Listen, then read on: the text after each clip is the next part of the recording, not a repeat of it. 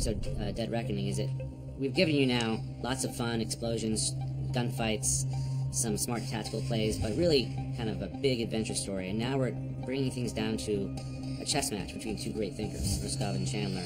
We really love Ruskov as a character. He represents an old guard of the Russian Navy and of the Cold War itself, and a guy who also was smart enough to see this pandemic was coming and disobeyed the orders of his command and really just took off with his guys and is now trying to find the cure himself. He's also a great tactical genius, and he wrote the book on modern naval warfare, which Chandler studied when he was at the War College. Ruskov is a great thinker, but he's got a sick mind. He takes his brilliance and turns it towards selfish goals, and so he's the sort of the opposite of Chandler in the sense that Chandler wants to save the world with the might of his navy, and Ruskov wants to own the world.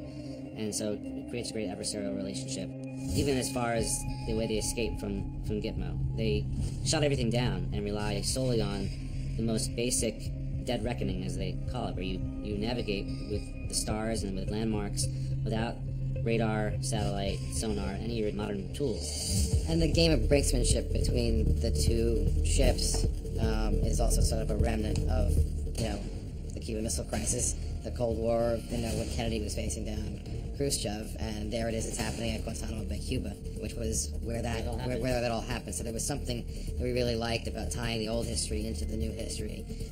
Cuban virus crisis. One of the questions we asked during the season is how do you keep your humanity during a crisis like this global pandemic?